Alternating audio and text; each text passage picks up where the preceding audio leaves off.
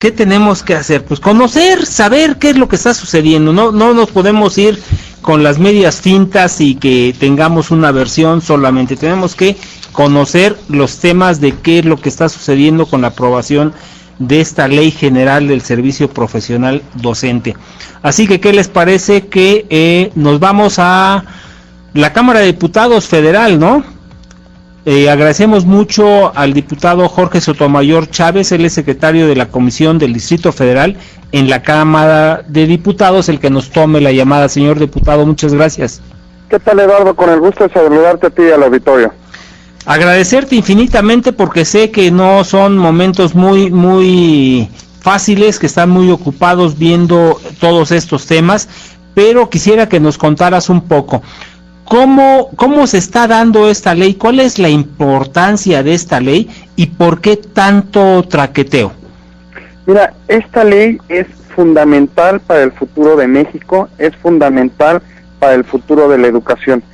Como recordarás, en el periodo extraordinario votamos 2 leyes en materia educativa. ¿Sí? Sin embargo, faltaba el corazón de estas 2 leyes, que tiene que ver con la evaluación que se va a realizar a los profesores. Es decir, habíamos dejado esta iniciativa sin lo que le iba a dar, como se dice coloquialmente, la carnita de esta iniciativa, porque de nada nos servía crear un instituto que evaluaría si no tenemos antes una ley que establezca que se va a dar esa evaluación. Entonces, pues, el instituto que se crearía no tendría razón de ser. Claro. Platicaba hace un momento con el senador Luis Sánchez Jiménez y nos decía que esta parte de la ley, más que en esto de presentar cómo se debería educar y cuál es el perfil que tiene que tener la educación en México, se está abocando más, o se aboca más la Ley General de Servicios, servicios, ¿no? Servicio profesional docente, más a la forma de cómo deben trabajar los maestros. ¿Debe ser así? Mira, lo que pasa es que se está creando el instituto que va a hacer,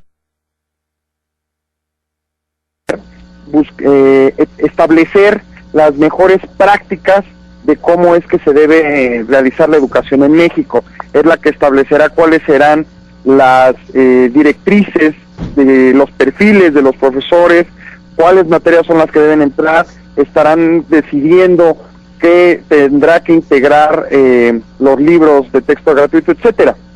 Y obviamente no va a ser un instituto en el que participen políticos, sino un instituto en el que participen especialistas de la educación. Y como parte del trabajo que van a hacer ellos, va a ser una evaluación con la cual, pues en primera instancia, van a poder ingresar los nuevos maestros y además se les va a hacer una evaluación para que se establezca si deben o no buscar un mejor sueldo, un mejor rango. Y bueno, en caso de que no pasen esta evaluación, tienen 2 opciones más, es decir, 3 opciones, y aún así, y cuando no pasaran en la tercera ocasión, no se le están conculcando sus derechos laborales, porque lo único que pasará es que estas personas tendrán que salir de las aulas y pues cubrir algún puesto administrativo.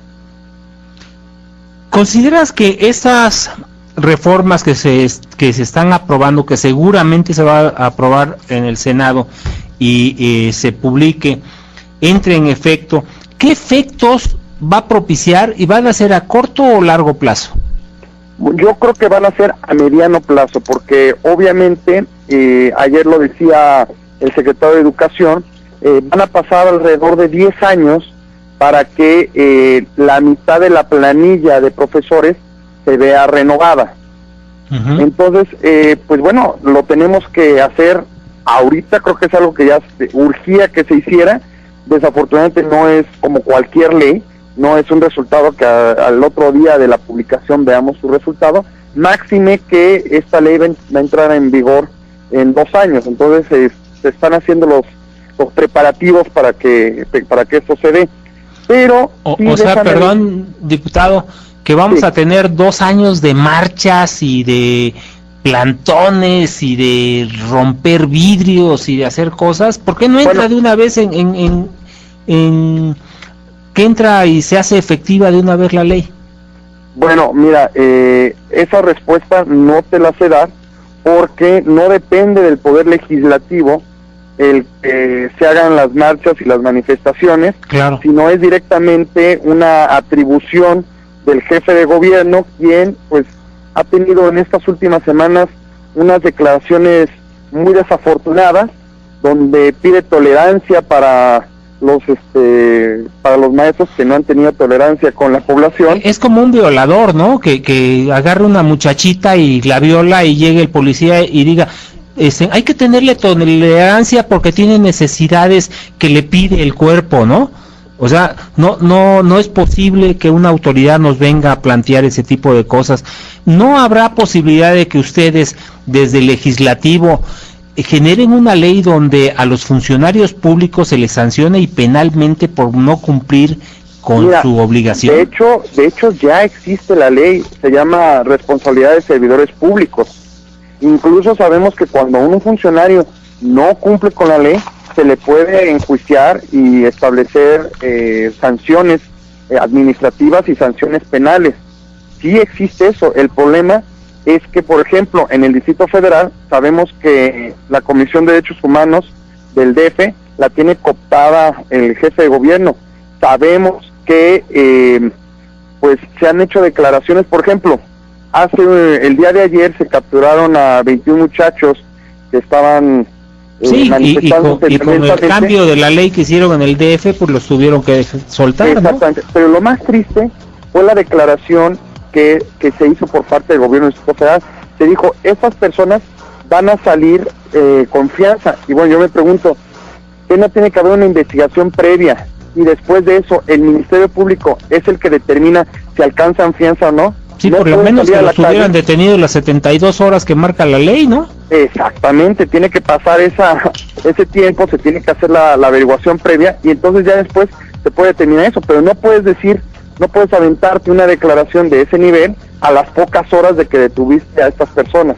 Me parece muy desafortunada la declaración y como bien lo dices, fue el propio PRD en la Asamblea Legislativa la que modificó el tipo penal con razón de las marchas del 1 de diciembre del año pasado, para que esos muchachos que participaron en las marchas pudieran salir libres, y no contentos con eso fue el propio PRD el que pagó las fianzas de estos muchachos.